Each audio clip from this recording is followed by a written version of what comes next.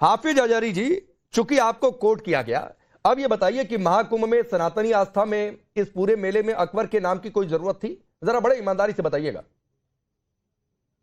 देखिए, तकरीबन महाकुंभ शुरू होने से 3 महीने पहले से हम लोग महाकुंभ की चर्चा सुनते आए थे और उसमें जगह जगह आजम खान को मैं समाजवादी पार्टी का प्रवक्ता नहीं हूं और मैं आपके चैनल पर ऐलानिया कह रहा हूं, मैंने आज तक भारतीय समाजवादी पार्टी को वोट तक नहीं दिया। मतलब मैं यूपी का रहने वाला हूं, मैं समाजवादी पार्टी को मैंने वोट भी नहीं दिया, लेकिन बात सही करनी चाहिए अपनी, कोई भी हो। 3 महीने पहले से आजम खान को घसीटा जाता रहा चैनलों पर, आजम खान के खिलाफ बोला जाता रहा कि वो ऐसा हो गया था, ऐसा हुआ, लेकिन व्यवस्था क्या है ये सबके सामने, पूरे देश के सामने। हमने पहले भी कहा था कि सुरक्षा और चिकित्सा अगर अच्छी आप कर लें और ये जो अभी माननीय योगी जी ने कहा कि 8-9 दिन रह गए कुंभ के और 36 दिन गुजर गए, मैं दुआ करता हूं कि बहुत अच्छे दिन गुजरे। हमारे देश का मेला है और ये ऐसे मेलों का हम स्वागत करते हैं और मतलब योगी जी को जो खूबसूरती अंदाज में बैठ करके सीना तान करके जब बैठना चाहिए, जब 45 दिन पूरे अच्छे से गुजर जाएं ताकि किसी तरह का नुकसान ना हो। हम कुछ और नहीं चाहते और ऐसे हादसे इतने बड़े मेले में हो जाए, कोई ये बड़ी बात नहीं है। हम इसको योगी जी की विफलता तो नहीं कहेंगे, लेकिन ये जरूर कहेंगे कि माननीय योगी जी को चाहिए कि और अच्छी व्यवस्था दें ताकि देश में जो देश के हालात में इस तरह के हालात ना हो। दूसरी बात, अगर उन्होंने अकबर का नाम लिया तो इससे बौखलाना नहीं चाहिए। अभी इसका धर्मेंद्र यादव ने इसका स्पष्टीकरण दिया है आपको, और के वहां का जो किला है, किले में बहुत सारी जगह है, उस जगह को अगर दान कर दिया जाए कुंभ को तो क्या चाहते हैं? किला तोड़ दिया जाए, ग्राउंड बना दिया जाए? क्या हुआ? अगर वहां अव्यवस्था हो रही है भीड़ की वजह से और थोड़ा इलाका बढ़ जाएगा तो गलत क्या हुआ इसमें? मैंने आप चाह रहे किला तोड़ दिया जाए अकबर का, यही चाह रहे? अगर जो धर्मेंद्र यादव ने कहा है, यही कहने का मतलब है माननीय, तो किला तोड़ दिया जाए आपके हिसाब से? क्या अरे सरकारें क्या नहीं कर सकती हैं? किले क्या तोड़े नहीं गए भारत में? अच्छा, सरकारों ने बहुत अभी तो एक सर्वे हो जाता है हाफिज साहब, इलाहाबाद का एक सर्वे हो जाता है तो आप लोग बवाल मच जाता है। संभल में क्या हुआ हमने देखा, किला तोड़ दिया जाए, पता नहीं क्या हो जाएगा। और क्यों तोड़ा जाए भाई? अकबर या दूसरे किले या जो भी बने वो वहां से अपने घर से लेकर आए थे क्या? हिंदुस्तान में आए थे? यहाँ के मिट्टी की कमाई से बनी है, यहाँ के लोगों के खून पसीने की कमाई से बना। कोई जागीर मुगल सम्राट यहाँ पर लेकर नहीं आए थे, कोई खजाना लेकर नहीं आए थे यहाँ पर। अरे साहब कहाँ हैं आप? अरे आप कहाँ खोए हुए राकेश जी? आप ईमानदारी की बात करें, पार्टी को आप बन जाते हैं। मैंने बार कहा आपसे, भारतीय जनता पार्टी के प्रवक्ता महोदय यहाँ पर जवाब देने के लिए मौजूद है। अरे फिर वही बात है, मैं कह रहा हूँ, मैं सुने मैं कह रहा हूँ कि अकबर के नाम से बेचैनियां क्यों हो जाती हैं? अरे फिर वही बात है, तो मैं पूछ रहा हूँ कि भाई अकबर का नाम लेना जरूरी क्यों हो जाता है? राजीव भाई, अकबर का नाम लेना जरूरी क्यों?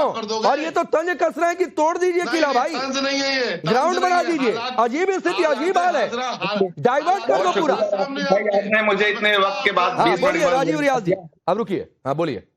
20 मिनट के बाद मुझे आपने मौका दिया है। ये सपा और भाजपा के अपने दोस्तों के लिए मैं एक शेर पढ़ रहा हूँ। यूं तो अक्सर ही मुझे दुश्मन जा बोलता है, हाँ मगर जान भी मांगू तो वो हाँ बोलता है। ये इनकी नुहरा कुश्ती एक जमाने से चल रही है भाई साहब। नेताजी के बारे में कहावत थी कि धोती के नीचे जो है आरएसएस की पैंट पहनते हैं, एक अच्छा पहनते हैं। तो मुलायम सिंह यादव जी यूपी में मुख्यमंत्री थे, तो वहां जो है केशरीनाथ त्रिपाठी साहब विधानसभा अध्यक्ष थे। तो ये इनकी नुहरा कुश्ती है, तुम मुझे हराओ, तुम मुझे जिताओ, मैं तुम्हें जिताऊंगा। नेताजी ने संसद में कहा कि भाई मैं मोदी जी को दोबारा प्रधानमंत्री देखना चाहता हूं, तो उनकी दुआ कबूल हो गई, मोदी जी जो है प्रधानमंत्री दोबारा बन गए। ठीक है, और ऐसे ही हालत राहत बनते रहेंगे वो। बात यह है कि अखिलेश यादव जी ने अगर मुसलमानों के हक के कुछ करना चाहिए था तो अभी चुनाव हुए थे, कितने टिकट दिए थे? 16 टिकट होने चाहिए, 20% मुसलमानों की तादाद है, 4 टिकट दिए थे अखिलेश यादव जी ने। अब लंबी बातें करते हैं कि जिसमें कोई फायदा नहीं। अरे तो आपने टिकट देकर कितने सीट जीत लिए? मैं बहुत बड़ा झंडा गड़ गया क्या इस देश में? कम से कम एक टिकट तो देते। ये मुसलमानों को लड़ा हारने के लिए टिकट देते थे। अरे सपा हो, बीजेपी हो, कांग्रेस हो, आपकी पार्टी हो, हर कोई जीतने के लिए टिकट देता है। लगेगा जो जीतने वाला है उसको देंगे टिकट।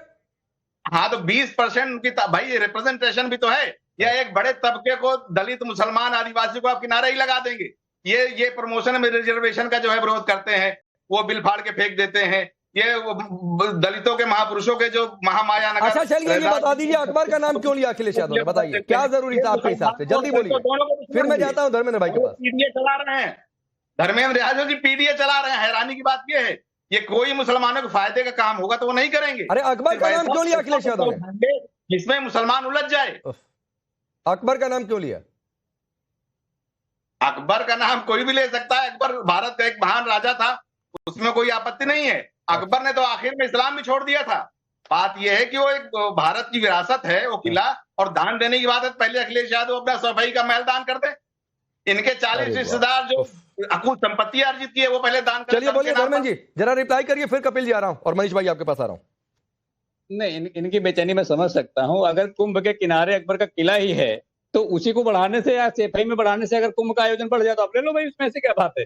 अगर आपको लगता है इसे देश हित हो रहा है तो आप ले लो, लेकिन आपकी मानसिकता दरअसल गलत है। मैं इनकी बात का जवाब देने से पहले मैं बार बार वो बात कहना चाह रहा हूँ। मनीष जी जो कह रहे थे कि कुंभ का आयोजन कोई नहीं करता है लेकिन न्योता बांटते हैं योगी आदित्यनाथ जी, तो ये बात क्लियर कर दें आज कि न्योता क्यों बांटे थे अगर आयोजन नहीं करता कोई? ये तो धार्मिक आयोजन भाई है। आपको न्योते से बड़ी दिक्कत है। राम मंदिर से लेकर न्योते, राम मंदिर के समय भी न्योते में दिक्कत, अभी फिर न्योते में दिक्कत। हाँ, आपके घर में कोई आयोजन होता है तो बिना न्योते बांटे लोग आ जाते हैं क्या? हमारा आयोजन मोहित, मगर आयोजन मान नहीं रहे ना। ये मैं तो कह रहा हूँ आयोजन हो तो बताओ कि आपका आयोजन है। आप पैसे कमाने के लिए आपने काम किया है, आप अपने पूंजीपति दोस्तों को फायदा पहुंचाने के लिए काम किया है। 2013 में आपकी कमाई नहीं हुई थी? अरे धर्मेंद्र यादव 2013 में आपकी कमाई नहीं हुई थी? यही देखता हुआ है। आपने इन्विटेशन नहीं दिया था किसी को? नहीं, 2013 में आपकी सरकार ने कुंभ करवाया था, आयोजन करवाया था, तो कमाई नहीं हुई थी क्या? अपने कब्जे में हमने इन्विटेशन नहीं दिया था। अच्छा मनीष भाई रिप्लाई करिए। हमने पूरी मेहनत से जिम्मेदारी से निभाया, कोई घटना नहीं हुई। राकेश जी, इसलिए मैंने पहले ही दौर में विधायक हाईजैक होते हुए देख हम पहली बार देख रहे हैं। हो रही है 100 से ज्यादा लोग 3 लाख करोड़ मिलने की बात हो रही है। वो कोई सरकार की आमदनी नहीं है बल्कि अर्थव्यवस्था को बूस्टर डोज लग रहा है। और थोड़ा सा अगर पढ़ लेंगे धर्मेंद्र जी और अखिलेश जी तो इस तरह की बात नहीं करेंगे, हंसी के पात्र नहीं बनेंगे। राकेश जी, मूल विषय यह है कि जो सनातन धर्म को मानने वालों का जो जनसमुद्र उमड़ा है और प्रयागराज से 100-200 किलोमीटर दूर तक वो दिख रहा है, उससे बेचैनी है। उस बेचैनी के दबाव में ये अखिलेश यादव लगातार इस तरह की बयानबाजी कर रहे हैं। और देखिए राकेश जी, हम लोग प्रभु राम को याद करते हैं सुबह उठ के, और ये लोग अकबर, बाबर और औरंगजेब को याद करते हैं, जिसकी जहां श्रद्धा। इसलिए हमको आपको परेशान नहीं होना चाहिए। इनकी श्रद्धा औरंगजेब में है, इनकी श्रद्धा बाबर में है, इनकी श्रद्धा अकबर में है, और ये पूरा देश जानता है।